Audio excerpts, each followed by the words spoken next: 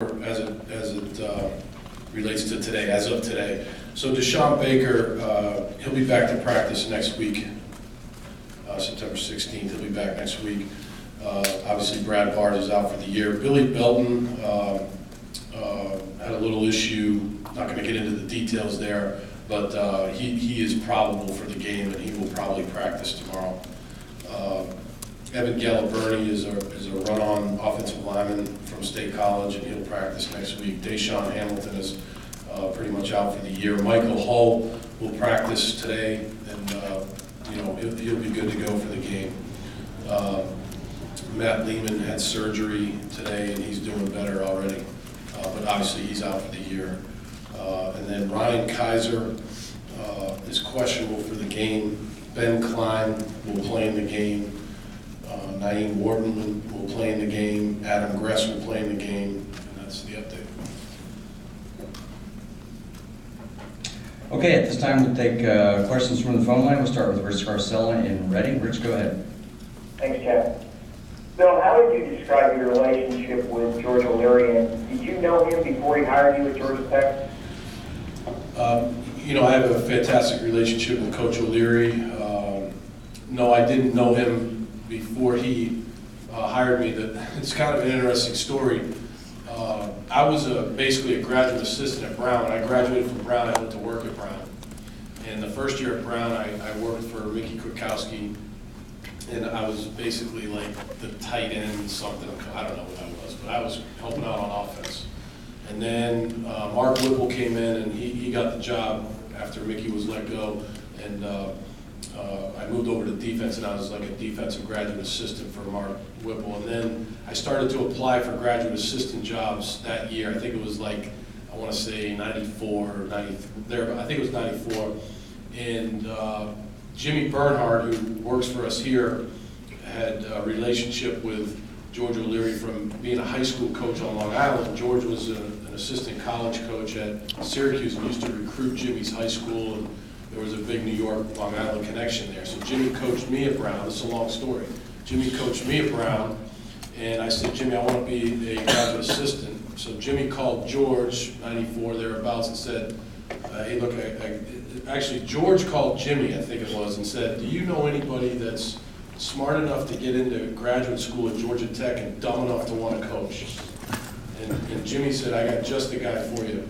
So I then began a relationship with Doug Marone, because Doug Marone was the director of operations at Georgia Tech at the time.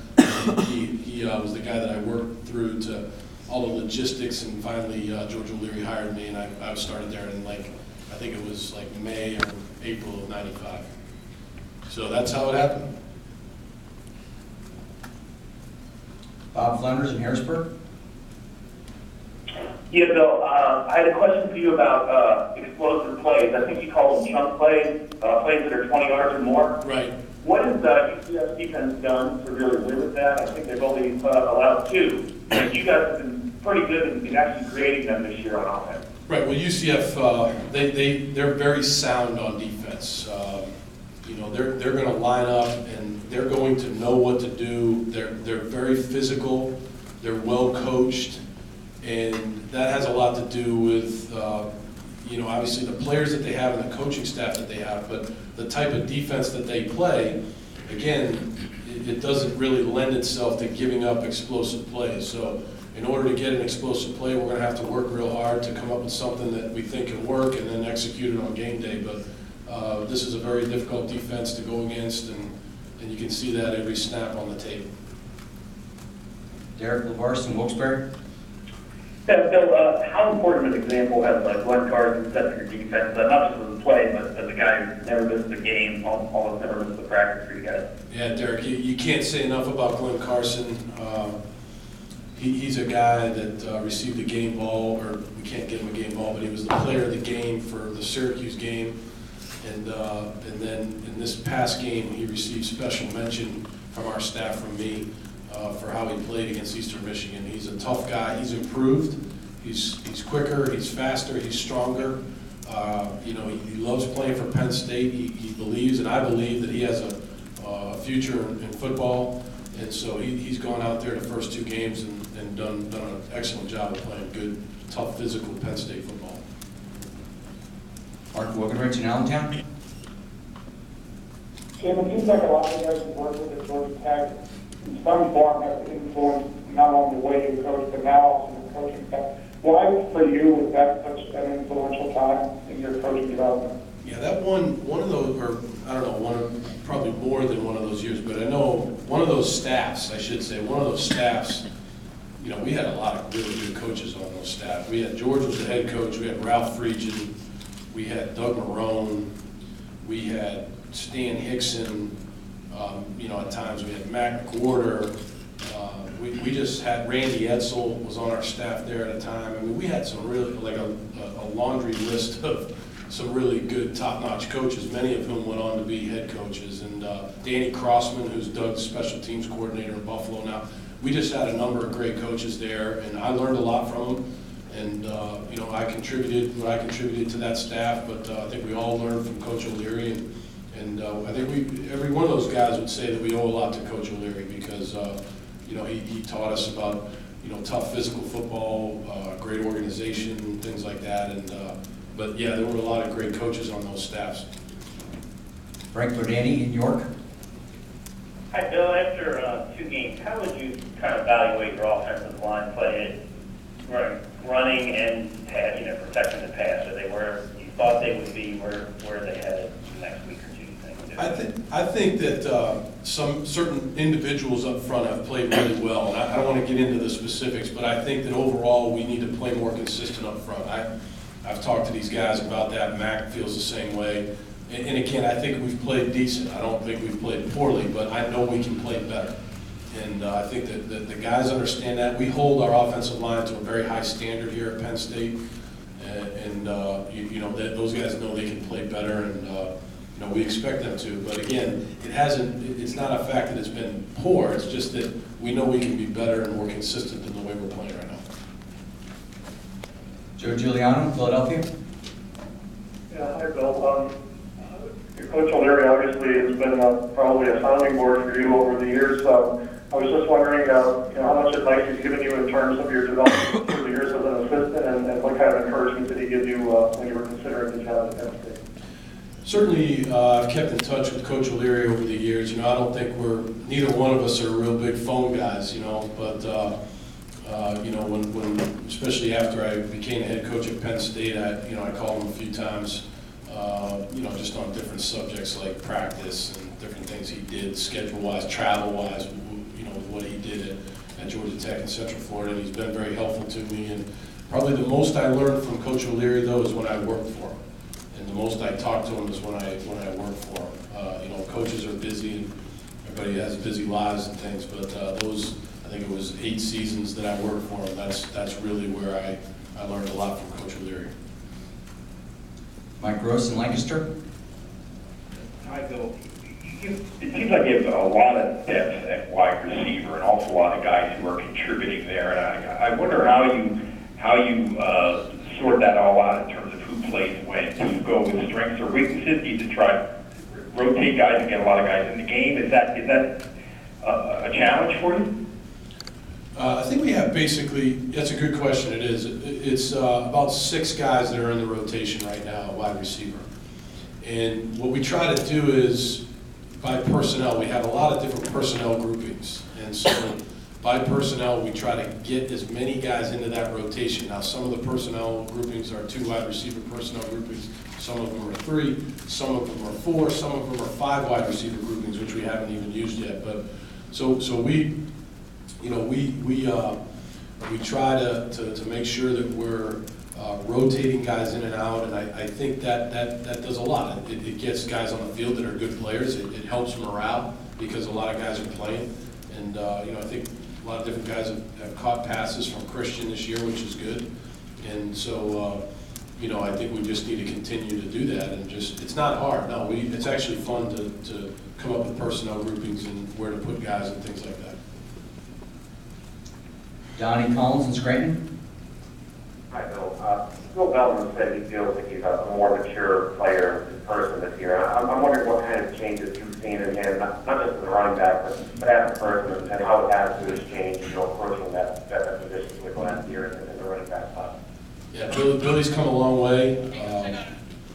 You know, Billy and I have had a number of conversations about a lot of different things, you know, not just football. And, you know, I really, you know, I just have a connection with Billy, and I think he's a great kid, and he's working extremely hard in the classroom. He worked extremely hard this summer to be where he's at right now. He had a good summer in the conditioning and all those things that he did in weight room. And he's come on strong here in the past couple games, especially against Eastern Michigan, and that'll continue because he's going to continue to play. He's running the ball better. You know, he's being more decisive running the ball, and you know, his pass catching ability out of the backfield was good, and then I think his protection needs to improve. But I know he's going to work on that this week. But overall, he's a much better player, and he's turned the corner off the field too, I believe. Dan Gelston from Associated Press. We talked about your running game. I mean, would you like to see, you know, one of them really kind of emerge as your go-to runner? I mean, you had, you know, 9, 13, 7 carries out of your top 3, or you get 108 yards from 2 guys, you're happy to kind of spread the carries around a little bit more? I like all 3 of these guys playing. I think one of the things that we try to do is, if a guy gets really hot, we'll stick with the hot back. But I do think I just think it's hard for these guys to, or you know, one of these guys to come out of the game and not play. You know, the Syracuse game, Akil didn't play, and I think it's important to get all 3 of these guys in the game and give them a shot. So, and then, you know, like I said, if one of them gets hot, you know, more than likely we would stick with that guy. But, you know, running back by committee isn't so bad when you have 3 good running backs. Yep. Chris Adamski from Tribune Review. Coach, could you just talk about, you know, obviously the naked eye, you know, people can see Al Robinson's, you know, an athletic guy, a big guy for receivers and pass. What is it about him that's made him, you know, the top receiver in the Big Ten? Is it, you know, route running, you know, tangible, that type of stuff? Talk about some of the hidden, under the radar stuff let out. He's a very smart guy. He's very football smart, and he's very smart off the field. He's just an intelligent guy. And he really worked hard this offseason to improve his individual skill set. And so he's another guy like DaQuan Jones, like Glenn Carson, who have taken their game to the next level. You know, so he came back with better knowledge of the offense. He was stronger, he was faster, and he's just, you know, he's shown that. Now, as the games go on here, it's going to be more and more difficult because obviously people, starting with Eastern Michigan, you know, they really put a safety over the top of them, but that helps other guys out. You know, it helps other guys become one-on-one and things like that. But it's just going to be up to us as a staff to make sure that we continue to move him around and make sure that he understands where we're moving him and how he can execute the play from where he's at. And that's what we'll continue to do. Okay, Brian, at this point, we'll take questions here in the media room. I say please raise your hand, I'll bring a microphone to you. Excuse me, Bill, I'm wondering with some of the 3rd down problems, how much of that stems from things that may or may not be happening on 1st and 2nd down as opposed to just 3rd down? Yeah, a lot of it is, you're right. Like we talked yesterday, and we'll talk again about it this afternoon. We've got to get off to a better start on 1st down. You know, we've had too many, whether it's a penalty to put us back or, you know, lost yardage play. So now you're in 2nd and long, you're already off schedule, and it's not a good thing. And then once we get to 3rd down, we have to execute better.